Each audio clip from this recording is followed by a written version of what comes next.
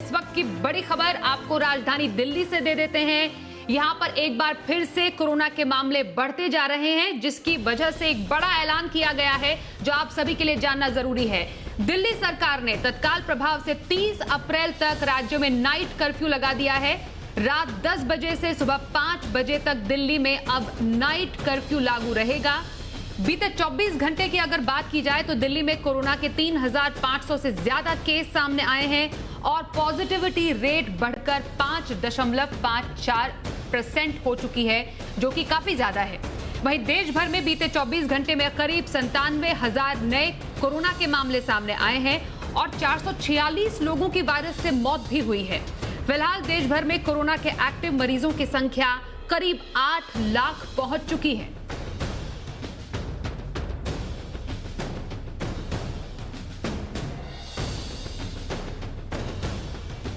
वहीं कोरोना के बिगड़ते हालात को देखकर प्रशासन भी काफी ज्यादा सतर्क हो गया है। हम आपको बता दें, आज केंद्रीय स्वास्थ्य मंत्री डॉक्टर हर्षवर्धन 11 राज्यों और साथ ही केंद्र प्रशासित प्रदेश के स्वास्थ्य मंत्रियों के साथ बैठक करने वाले हैं।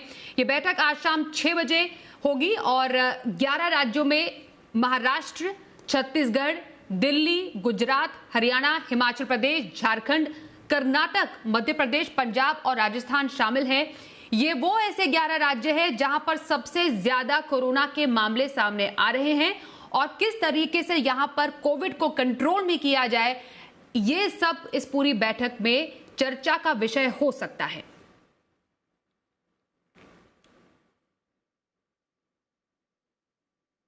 वहीं कोरोना की मार सबसे ज्यादा महाराष्ट्र में ही है। अगर आंकड़ों के लिहाज से आपको बताया जाए तो बीते 24 घंटे में 47,000 से ज्यादा कोरोना के नए केस सामने आ चुके हैं। महाराष्ट्र में ही 155 लोगों की मौत हुई है।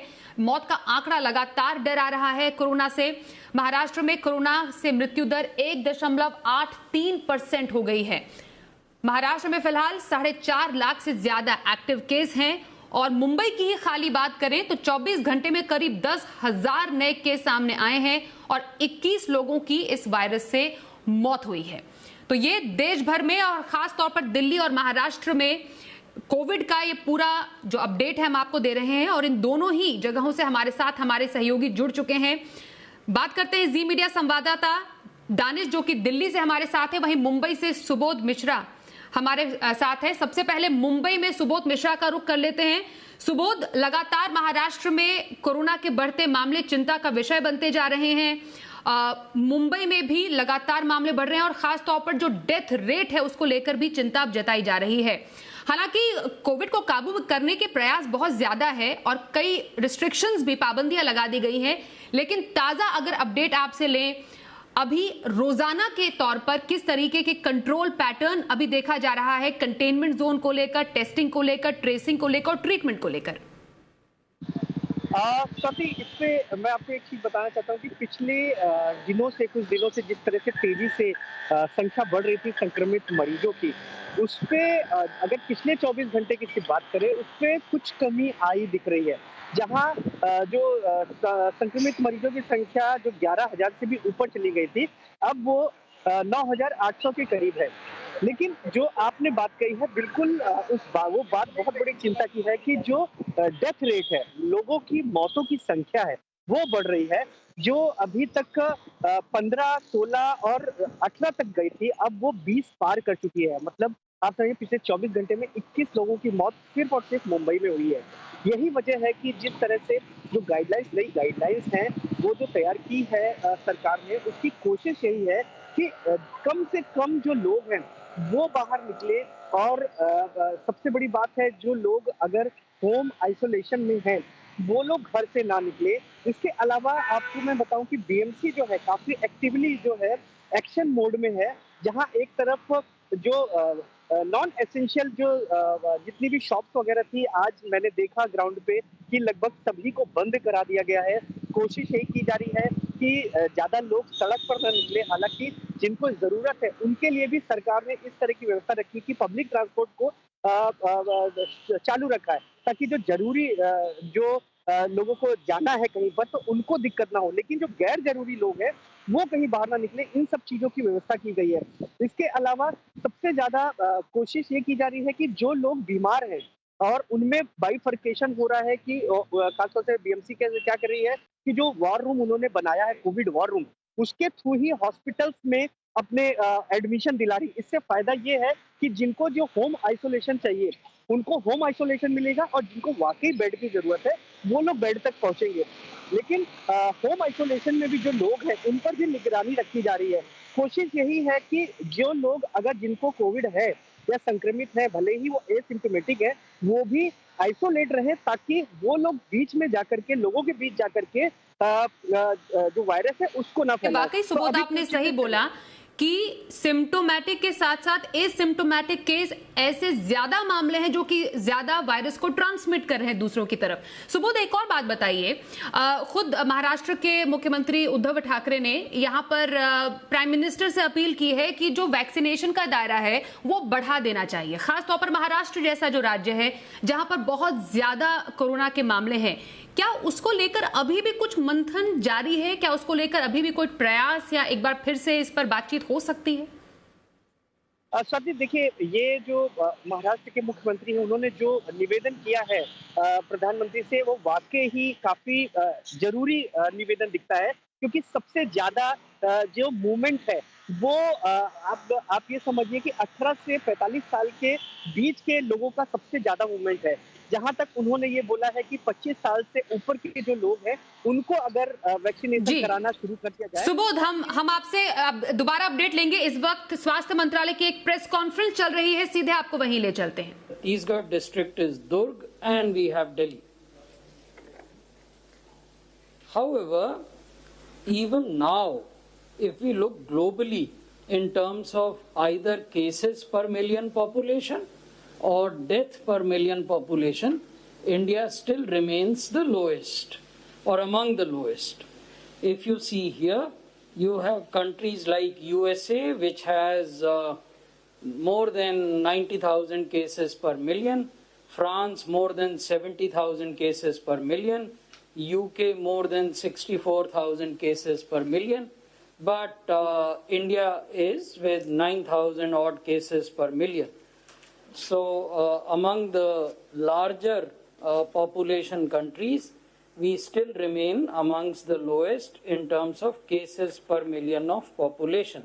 If you look at deaths per million population, you will see that UK has more than 1800 deaths per million, USA has more than 1600, Mexico 1500, Brazil more than 1500, France more than 1400.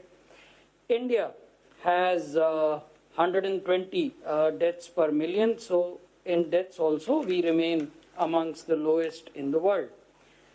Within the country, if we look at the trajectory of cases, you will find that cases had grown in mid-September, then they had continuously declined till the first week of February, and they have now started climbing up from first week of February till date. It's a continuous climb. Yesterday, in the last 24 hours, the country reported more than 96,000 cases. Day before yesterday, the country had reported more than 1 lakh cases.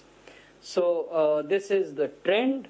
If we look at daily deaths, you will see that again it was in mid-September that the country was reporting more than 1,089 deaths on an average every day, and then they continuously declined and touched a level of less than 195 deaths a day.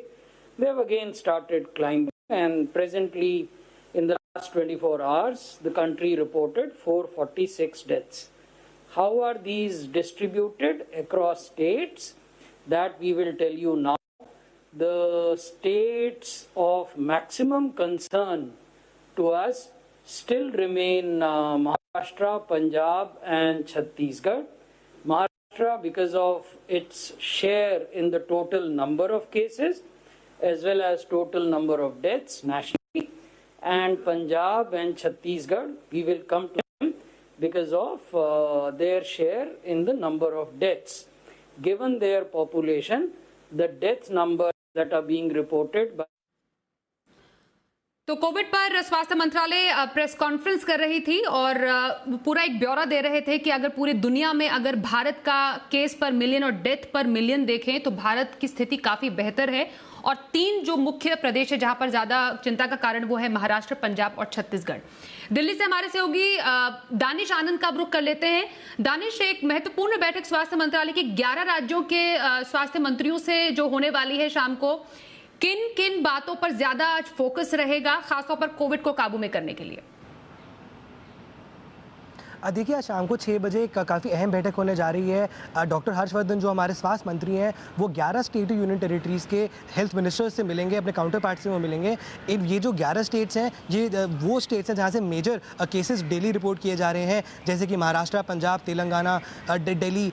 ऐसी major states हैं जो जिनका ज़्यादा contribution इसमें आ रहा है Covid में। तो कैसे इसको कंट्रोल किया जा सकता है, कहाँ पर ग्राउंड में अभी तक प्रॉब्लम आ रही है और कहाँ पर स्टेट गवर्नमेंट्स लैग कर रही हैं और सेंटर की क्या और मदद हो सकती है, तो इसके लिए आज मीटिंग रखी गई है। और साथ ही साथ इस मीटिंग में हम एक स्ट्रैटेजी देख सकते हैं सरकार की तरफ से आते हुए, क्योंकि ये जो 11 स्टेट्स हैं यहाँ से मेजर कंट्रीब्यूशन आ रहा है और यही वो स्टेट्स हैं जो इंडिया की कोविड टैली में डेली अपना इनपुट दे रही है। तो उसको रोकने के लिए एक काफ़ी अहम बैठक होने जा रही है। और साथ ही साथ कोविड को कंट्रोल करने के लिए चर्चा होनी तो बिल्कुल संभव है, लेकिन वैक्सीनेशन को और पुश करने के लिए और भी हम डिस्कशन होती हुई देख सकते हैं। हम ये बिल्कुल एक्सपेक्ट कर सकते हैं कि जितने भी स्टेट हेल्थ मिनिस्टर्स हैं वो यूनियन हेल्थ मिनिस्टर के सामने अपने सुझाव भी रखेंगे, क्योंकि जैसे कि कल महाराष्ट्र की सीएम ने यूनियन गवर्नमेंट से रिक्वेस्ट करी थी कि 25 साल के ऊपर जितने भी लोग महाराष्ट्र में उनको कोविड वैक्सीन देने की अनुमति दी जाए। तो इस तरह की जो स्टेट गवर्नमेंट्स की अपनी तरह की डिमांड है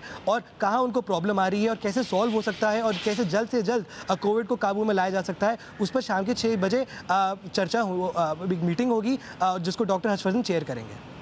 बात आपसे समझना चाहेंगे हम कि दिल्ली में नाइट कर्फ्यू का ऐलान 30 अप्रैल तक कर दिया गया है। हालांकि अरविंद केजरीवाल मुख्यमंत्री ने जरूर कहा था कि लॉकडाउन दिल्ली में नहीं रहेगा। इस नाइट कर्फ्यू को लेकर किस तरीके के गाइडलाइंस जारी किए गए हैं और केस अगर और बढ़ते हैं तो क्या और रिस्ट्रिक्शंस लागू हो सकते हैं दिल्ली में?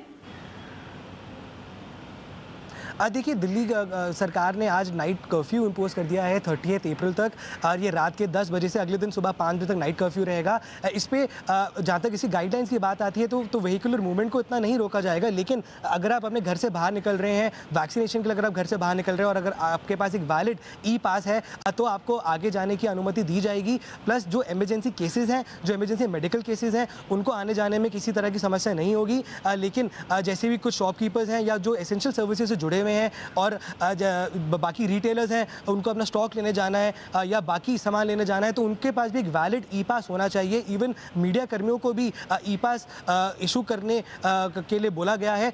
तो बेसिकली अगर देखा जाए तो नाइट कर्फ्यू को वापस, नाइट कर्फ्यू जो दिल्ली सरकार ने इम्पोज करा है ये अभी तक का सबसे बड़ा कदम है दिल्ली सरकार की तरफ से। हालांकि सरकार ने अपनी तरफ से बात ऑलरेडी क्लियर कर दी है कि लॉकडाउन अभी ऑप्शन नहीं है। तो दिल्ली सरकार यही चाहती है कि जैसे देश के बाकी हिस्सों में कोविड आउट ऑफ कंट्रोल हो रहा है, दिल्ली में आउट ऑफ कंट्रोल ना हो, तो इसलिए सरकार की तरफ से आज नाइट कर्फ्यू की पहल करी गई है और 30 अप्रैल तक ये रहेगा। और गाइडलाइंस में भी ये साफ साफ इंश्योर कर दिया गया है कि काफ़ी किसी को मतलब लोगों को परेशानी ना हो और जो लोग किसी काम से बाहर निकल रहे हैं, एक एसेंशियल सर्विस से बाहर निकल रहे हैं, उनको किसी तरह का इशू नहीं होगा। बस अगर आप की जरूरत नहीं और ई पास एसेंशियल सर्विसेज के लिए दिया जाएगा। बिल्कुल बिल्कुल बिल्कुल। बहुत शुक्रिया दानिश इस पूरी जानकारी के लिए आपका। दिल्ली से और मुंबई से सुबोध आप हमारे साथ जुड़े, वहां से जुड़ी हुई तमाम अपडेट्स हम तक पहुंचाने के लिए बहुत शुक्रिया आपका।